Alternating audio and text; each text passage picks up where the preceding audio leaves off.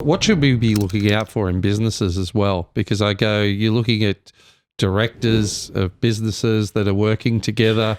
Is there insurances we should be considering? Because again, if someone goes down in a business, like a family, it could be catastrophic. What are the things we should be looking out for, Nick, there? It's a really good question, actually, and I didn't even think about that, so I'm glad you brought it up. It's very, very similar. So you can have what you call key person in insurance, and a lot of the times this will form part of a shareholder agreement. So let me just explain that. Let's say you've got two business partners. Let's say you and I are business partners, Marty, which we are, which is great. So let's say I'm just going to pick a value, but you and I are the two main people in the business, and our business is worth $2 million. So most of my wealth, hypothetically, is tied up in that business. If I pass away, my will says that all of my assets get left to my wife. So then my wife comes and knocks on the door and says to Marty, I now own half of the business because Nick's passed away. What are we doing? Am I coming to work tomorrow? And you're probably going to say, no, I'll buy you out. And my wife says, well, it's $2 million value, so I need $1 million. Now, I would assume most businesses don't have $1 million sitting in their bank account to pay out a business partner who's passed away.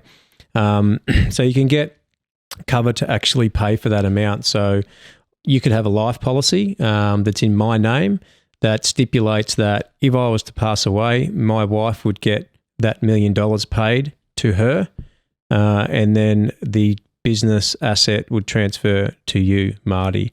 So it's a win-win. So if my wealth is tied up in the business, well, if I pass away, at least my family's looked after because they've got half of the value.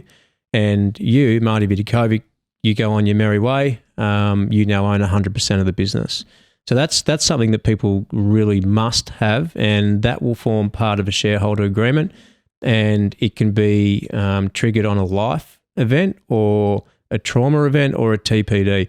Life and TPD, most businesses will have the insurance. Trauma just depends on the business and how much they want to. I was going to ask. That's my next question. What's a living cover in case the director's incapacitated? So, Well, so there's TPD, which is the same event. You're not going to come back. So there's the payout, and then trauma if it's a really severe cancer situation, for example. But the other really good cover is key person or key revenue. So the example I use there is a real estate group. If you've got a real estate franchise, you've got one or two real estate agents who generate 100% of the revenue. What happens if one of those agents goes down for 12, 18 months? Now, anyone who's in real estate will know it takes time to build a pipeline. If you leave brands, you can't just go into another area and just start firing. So, if you've got a key revenue driver that just disappears out of your business, how long does it take to replace them? Maybe you don't want to replace them because they're going to come back.